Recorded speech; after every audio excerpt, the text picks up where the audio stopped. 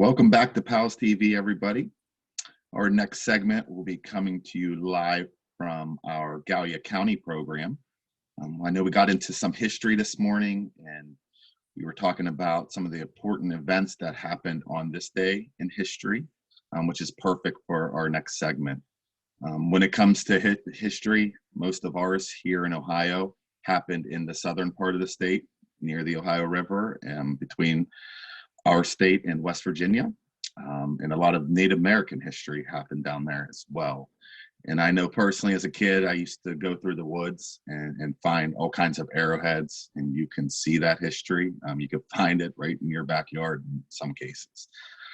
And we've been fortunate enough from last week to listen to our history and some of the American Revolutions history from Ed Cromley, and we're very lucky to have him on here and teach us some of his vast knowledge when it comes to our past.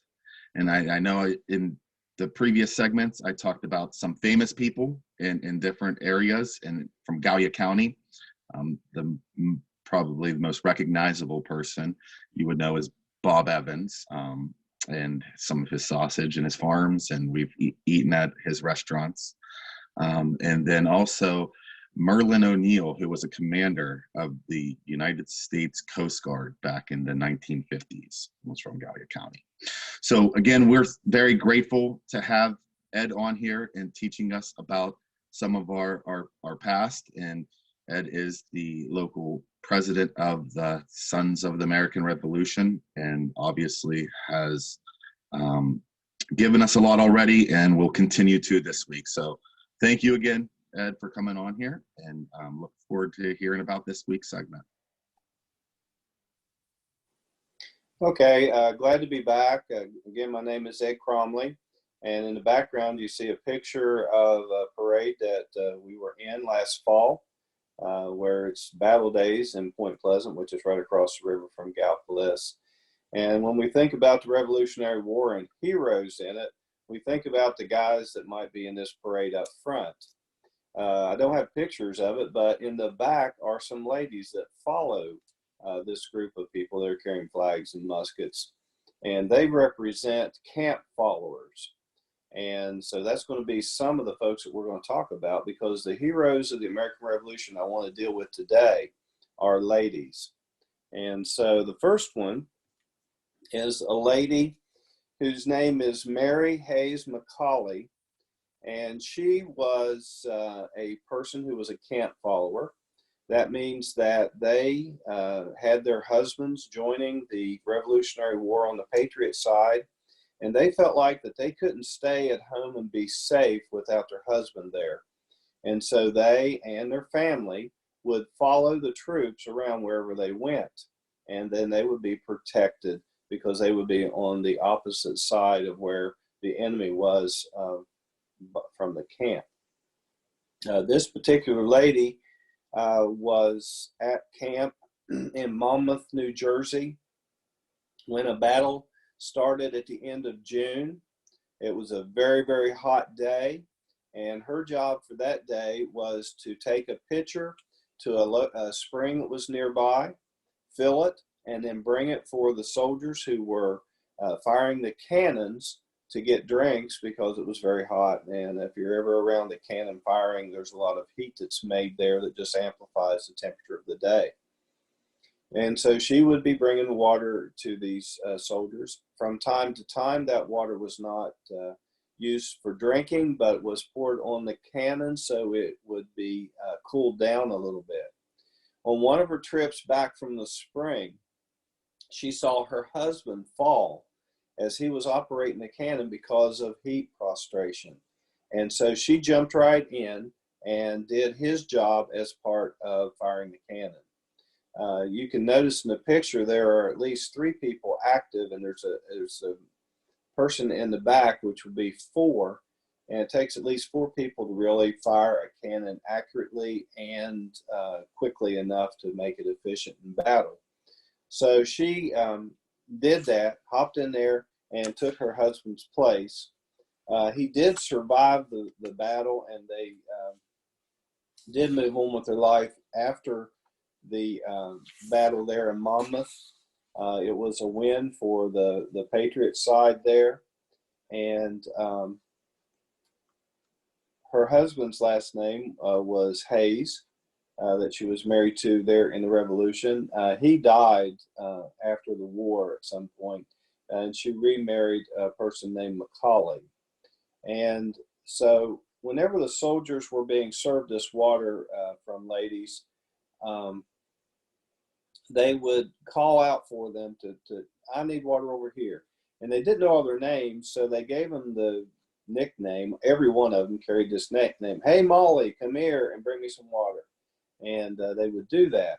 And so since she did this service for the Patriot Army, she got the nickname of Molly Pitcher, since everybody was kind of called Molly, and she was carrying pitchers of water to the men.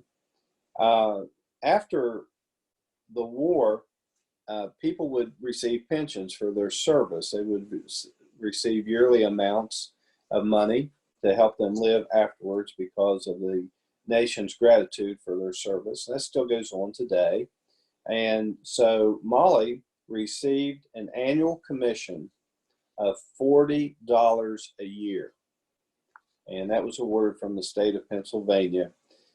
She collected that until she died in 1852. Molly received some other recognition for her service. It was in 1928 that the United States Postal Service came out with a stamp with her likeness on it. And for World War II, a boat was named the SS Molly Pitcher, and it was launched in 1943. So she got a good recognition there from her service. Just like Molly Pitcher, number one that I have here, there's another Molly Pitcher, person that did similar, a little bit different, but still manned a cannon. Her name was Margaret Cochran, and she married a man named Corbin, and so she was Margaret Cochran Corbin, and she was a Molly Pitcher. She was bringing needed water and so forth to the troops. Now, it wasn't a great hot day. Get her up. There's the likeness of her. There wasn't a great hot day that she had to bring so much water for the men to drink, and her husband did not fall from the heat prostration. As a matter of fact, he was shot by a musket, by a British musket ball, and was killed. And he dropped dead beside the cannon. And this Margaret, later referred to as a Molly Pitcher, jumped in and did his job in the firing of the cannon. She had a life that is kind of interesting. When she was 5, she and some of her siblings were visiting a relative. The parents were at their home, and the Indians came by and they killed the father and abducted the mother. And the mother was never brought back, so that these children grew up as orphans. The uncle raised her until as she was 21 years old. In 1772, she married John Corbin.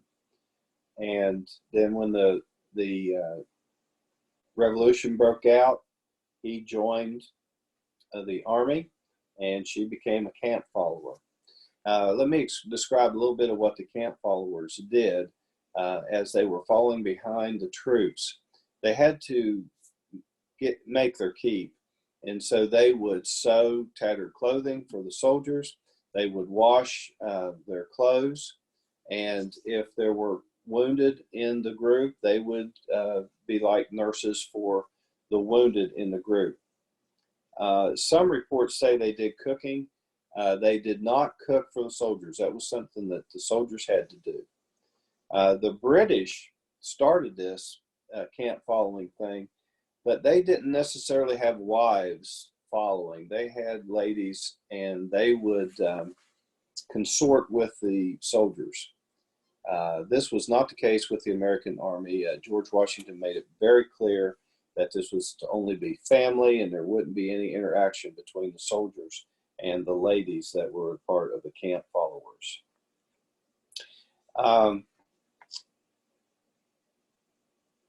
She was not only called Molly Pitcher, but after her actions, they called her Captain Molly because of the things that she had done in such a great situation. This was kind of early on in the Revolutionary War, and the British were chasing the Patriots out of New York City. And this artillery group where Molly participated with, they guarded George Washington as he was leaving to keep the British from catching up with him. Molly, in her activity, was shot with a cannon fire. Now, her husband was shot with a musket, just a musket ball. But Molly was shot, this particular Molly, Margaret, was shot with what we call grape shot, not a cannonball. And, you know, cannonballs, we think of something the size of a softball, one solid mass of metal. The grape shot was a lot of different pieces of metal that they would put into the cannon. They would have it wrapped up in some sort of a bag. And then when they shot it out, that metal would just scatter everywhere. And so it would hit a lot of different places, a lot of different parts of your body. If it hit you, it wouldn't just be one place, it would be all over you. And Molly got hit by some of this grape shot. It tore up her left arm, her left chest, and her jaw. She was never able to use her left arm again, and she was captured by the British and finally returned to the Patriots' side after they tended to some of her wounds. The report here is that during the four-hour battle, every soldier manned the cannon and muskets. John Corbin was assisting a gunner until the gunner was killed. John took charge of the cannon, and Mary jumped in to help him when John was killed at his station with a musket ball. They called her again Captain Molly because she was credited with having a very good aim of the cannon and was successful until she was shot with defending the retreat of the Patriot Army. The pension that she received was $30 and a new set of clothing. That the clothes that she had on were, of course, destroyed by the grape shot. And we think, $30, that's not very much. Well, it probably was more at that time, but I thought it was kind of interesting that they took care of her request for more clothes. And it goes to how she felt about things in saying that, a quote here, Molly is described as usually wearing an artilleryman's coat over her skirts. She was brusque, coarse, red-haired, wholly wanting in feminine charms, and one of her biographers also put down that she made use of swear words. So she was kind of a rough person and fit into the idea of a person who could actually handle being a soldier as a lady. History may dim the details of such actions as reported here. However, there's little doubt that Margaret Cochran Corbin gave her all for a cause that grows with importance with time. If it were not for Corbin and other Molly Pitchers, and there were not just two, there were many, the cause may not have succeeded, and who would know where our nation would be now. So someone like Molly, the Molly Pitchers of the day were very, very helpful. And even if they didn't fire a weapon or take the place of a man in the Army, as needed, they still were out there doing things that were necessary. Keeping the clothing intact, caring for the wounded especially, were very important tasks that needed to be done. And I'm certain that it was an even trade-off for the wives and children of the soldiers to be protected, that the service that they rendered. If you think about a woman and her children living in a home that the British might attack, I think they made some wise decisions in following the Army for its protection. Now we'll get away from the cannons just a little bit, and I want to tell you about a lady named Deborah Sampson. She wanted to serve in the Army, but the Army was made up only of men, of course, at that time. And so she decided that she would enlist in the Army under the name of Robert Shoelift. And she served for 18 months or a year and a half in the Continental Army. She was wounded in battle and received an honorable discharge after they found out that she was a woman. So here's what happened. Interesting side fact is that she was a descendant of people who had come to America on the Mayflower, but her family was very poor. They couldn't make a go of whatever prosperity we had in the country at that time. And her father, they thought, had been lost at sea on a fishing trip, but they later found out that he had just deserted them. So there was the mother and 6 children that were trying to get along. The mother was not able to keep Deborah nor her other siblings, and so the mother tried to get the kids into positions where, well, let me get her picture up. There's her picture. To someone who could keep care of them. Deborah was at first given out to a widow of a former minister. This lady taught Deborah how to read, and that was different in the time. Most ladies were not taught to read. But what happened with the widow is she passed, and at 10 years old, Deborah became what's called an indentured servant. Now, an indentured servant is someone who serves for their freedom, so to speak, and she was not able to fend for herself at 10, and so her keep was that she would work at the house for the people that were keeping her. This man's last name was Thomas, that took her in as an indentured servant.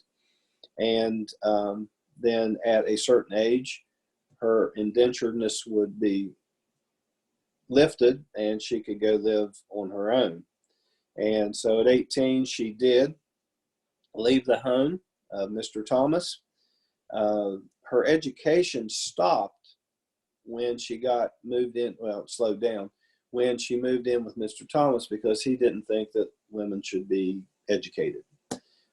So she would sneak and get a hold of books that Mr. Thomas's sons were using and study them secretly. Whenever she left her service, she went to teach school, and this is kind of odd. She taught school in the summers. So I don't know if it was makeup work or what she was teaching. She would be a weaver or someone who put cloth together to be used in the wintertime. And also she would do woodworking. It's kind of like carving, and then some other things that she would make. For example, she would make stools for milking, and she would go around and sell those things. So at near the end of the Revolutionary Wars, when she decided to go ahead and try to be part of the Revolutionary Army, and so she got some cloth, probably that she had woven, and made her a suit of men's clothes so that she could look like a man so she could get in the Army. She had an advantage of being able to get into the Army because she was 5 feet 8 inches tall. She was slim around the chest, kind of bigger around the hips, so she could look like a man because of her physical dimensions. And so that was one of the things that would get her in. 5 feet 8, we don't think a whole lot that that's big.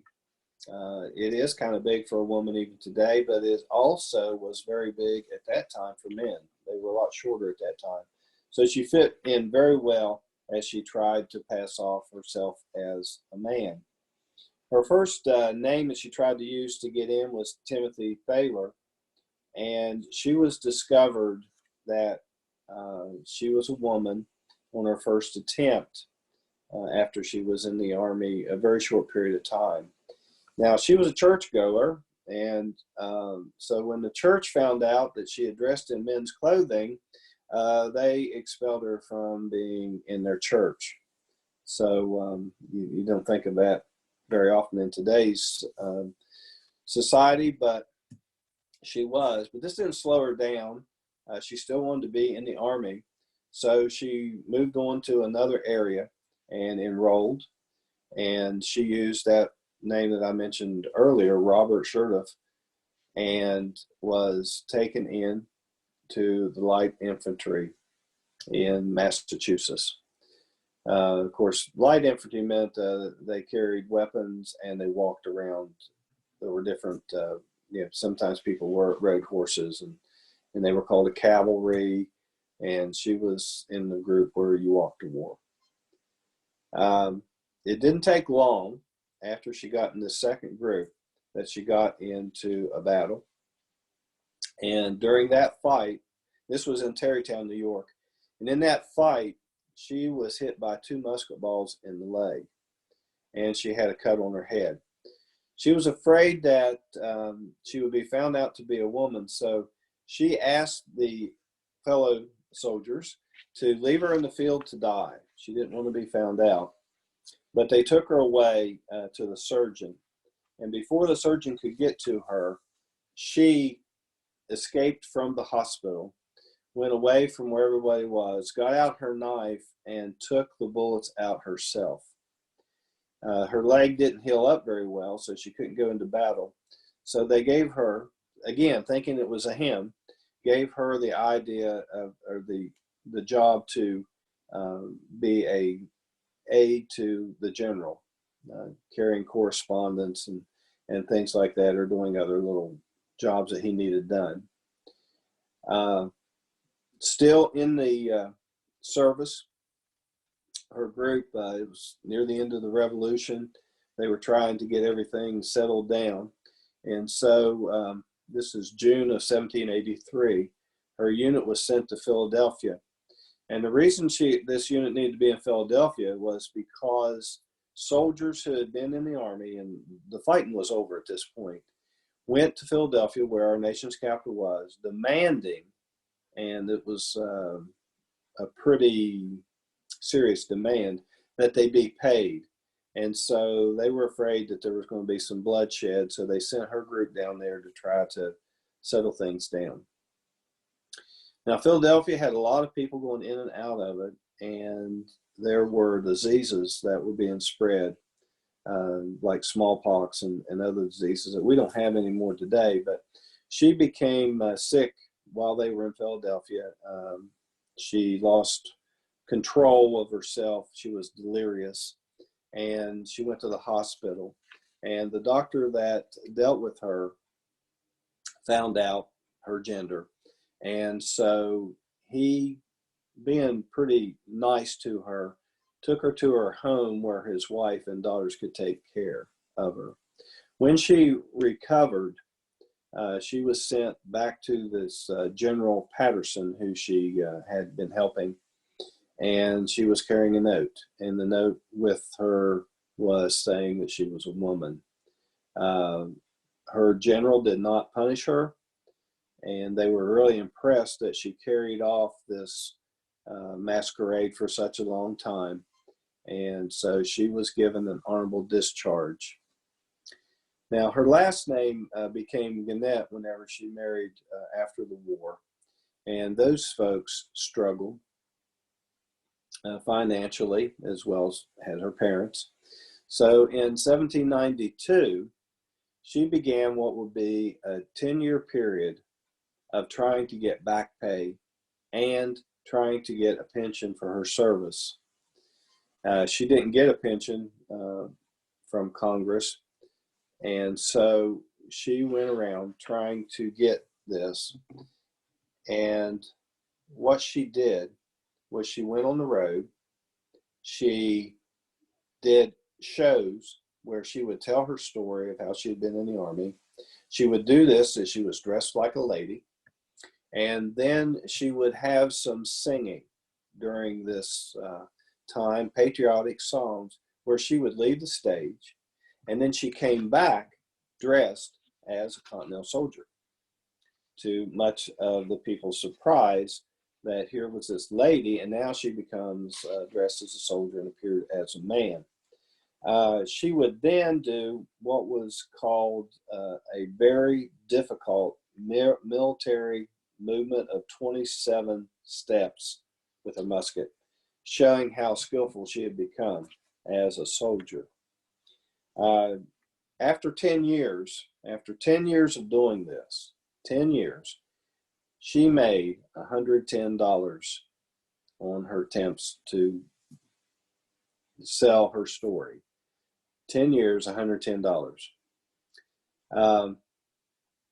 She did finally get some people that stood up for her to try to get her money from the government, one of which was Paul Revere, and her old commander, General Patterson, would stand up for her and saying that she should get the pensions and so forth, because she was in very poor health. In 1792, Massachusetts paid her, and this is kind of an interesting thing that I found, 34 pounds, which was the British amount of money. That the pound was the currency that the British used. After she did her lectures, she got from Congress $104 to start with. Now we go dollars. So they were using pounds, and then the United States currency of dollars comes into play. And she also got $48 a year in a pension after that. About 10 years after that, there was an offer of getting $96 a year, which she took that to the end of her life. And so there was another lady patriot and how she was involved in our country's growth and becoming a country.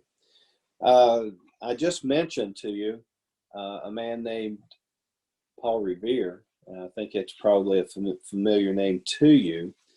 And it's an interesting story about what he did and so forth in his whole life. But he's a man. I'm talking about ladies today. And this particular lady I want to bring up next is a lady who did what Paul Revere is credited with doing. Her name is Sybil Ludington, and I don't have any pictures of her. So I'll just, let's go back to the parade picture. Sybil Ludington was the daughter of Colonel Henry Ludington. He was in the Revolutionary War, and she grew up to be a patriot. And this was in Connecticut. And so her father, who was a leader of a militia group, had come into information that the British were planning to attack, just like Paul Revere. And so she set out to warn people that the British were coming, and also to call out the Minutemen so that they would come to gather together to fight off the British as they were advancing. She traveled over the night 40 miles, which is twice the distance of what Paul Revere did. And she was only 16 years old at the time. And the British were ready to attack a place called Danbury, Connecticut. And so she rode through the night. At one point, a man came up to her and said, "I will ride along with you," kind of to guard her, to protect her, so she could accomplish her mission. But she denied that help and said, "Instead, you go a different direction so that you can get more people to come than I can get to this evening." And so he did that. When she got back, she had been responsible for gathering 400 militiamen so that they could fight off the British.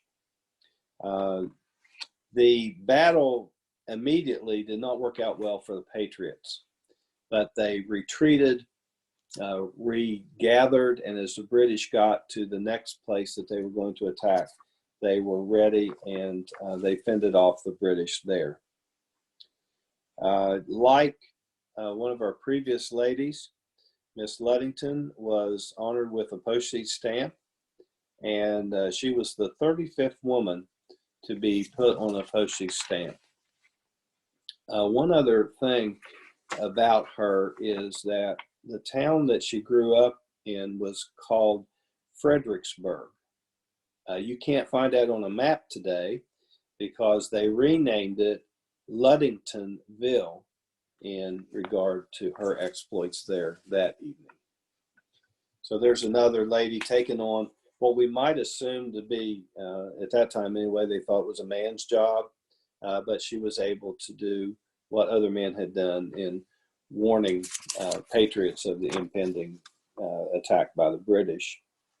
The last person that I want to talk about is a person named Lydia Darrow. And she was a lady who lived in Philadelphia, and her religion was she was a Quaker. And the Quakers didn't believe in fighting. And during the war, they were neutral. So the British didn't think too much about them being a problem. The Patriots knew they really couldn't depend on them either, on the Quakers either, because they did not declare a side. So one side was just the same as the other. So they couldn't pay special attention to the Patriots' cause and help them out. She, living in Philadelphia, was there at the time when the British chased the Patriots out of Philadelphia, and they set up camp there.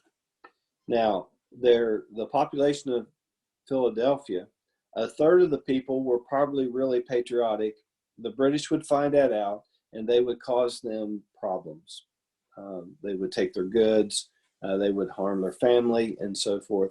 So a third of the population of Philadelphia left and went elsewhere. Probably another third was for the British, and the final third was people like the Quakers who were neutral. They didn't care one way or the other. And so that's how the Darrow family was looked upon.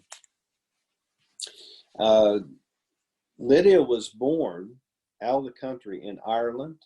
She married Mr. Darrow, William Darrow, in Ireland. And then a few years after they were married, they came to Philadelphia. And Mr. Darrow was a tutor. He taught kids outside of the school as they might need help. And Lydia, this lady we're talking about, was a midwife. So she would help deliver babies.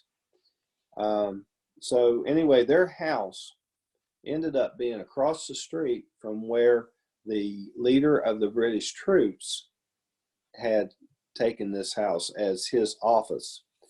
So Lydia could watch from her home what was going on in the British headquarters.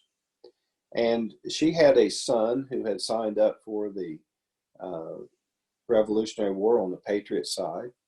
And oftentimes, because they were camped pretty close to where Philadelphia was, she could send another child with extra food or a note out to the older son, who was 18. Well, uh, what happened though was that they found out that there was going to be a big meeting of the high officers of the British to plan an attack on George Washington's troops outside of Philadelphia.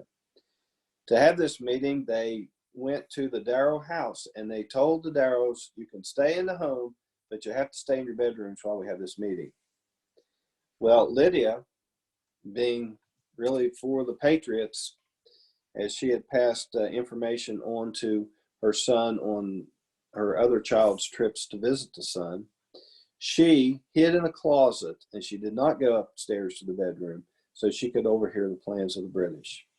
When the meeting was over with, she got information together and she asked for permission to get some extra food and to take it to her son. And the British allowed her to leave Philadelphia. And so she went and got the information to an officer that worked under George Washington. He passed that information on, and the troops were ready for the British to attack. Now, the British and the American forces fought for 4 different days. Nothing really was accomplished on either side. And so the British went on back to Philadelphia, and George Washington's troops were able to stay where they were. In June of 1778, after a couple years of British being in Philadelphia, they left, and the children then of Miss Darrow and her could be together again. Miss Darrow was more successful than some of the other ladies I've talked about because she started a store and operated that to the end of her life. So she was a spy and helped out keeping George Washington from maybe being killed. And I think there's a lot of people that believe, as well as I, that if George Washington had ever been killed, that the Patriot cause would have failed. Well, that's the 5 ladies that I wanted to talk to you about today, and I'm glad to have presented that information to you. And I believe we're going to open the questions if you have something you'd like to ask about. So if you'd like to do that, I'd appreciate it.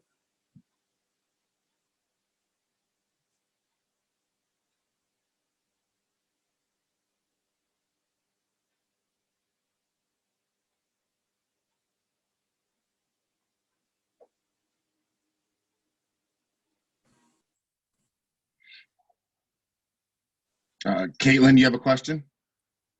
Yeah. That was good. I didn't Thank know you. the World War II. My grandpa was in World War II. Yeah. And that's a good background right there. Yeah, those ladies did unusual things for that time period. In World War II, ladies were really very important in that war too. Yeah, I didn't realize that the wives would follow the soldiers. Yes. Basically, right? Yeah, and you think about it, for their safety, it was a good move. Yes. Now, if they had kids, what would they just stay back at the camp, or how did that? They stayed outside the camp, the wives and the children, and their duties were brought to them. You know, the clothing that needed to be mended and washed, they were brought outside the camp. They were not in with the soldiers. And then, you know, if you had a hospital, so to speak, it would be on the backside of the camp too, so that the ladies would come to that. They were separated from the troops. That's why I mentioned they didn't cook for them.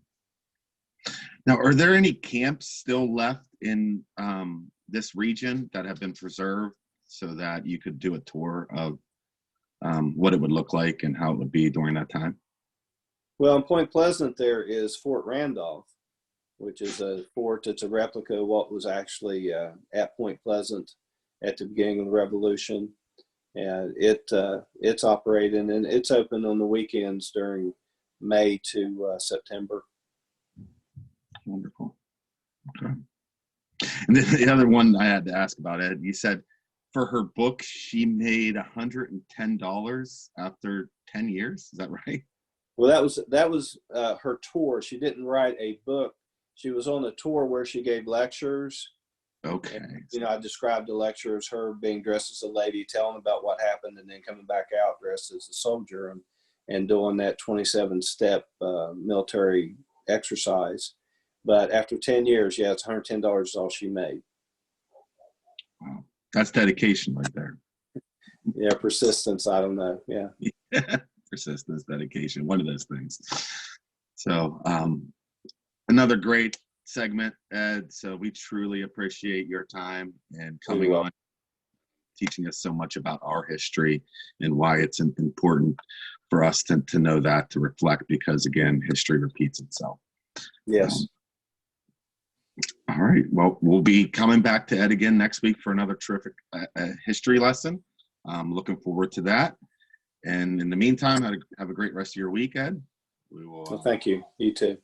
See you next week, and we really appreciate your time. For everyone else, we'll be coming back online here in about 15 minutes at the top of the hour. We're going to change it up. We're doing our games during our lunch hour from bingo. But this week, we're going to do our book club from Columbus. So we're going to be joining Phil and getting into some of what we learned about last week. So we'll see everyone here in a short time. Thanks again for joining us.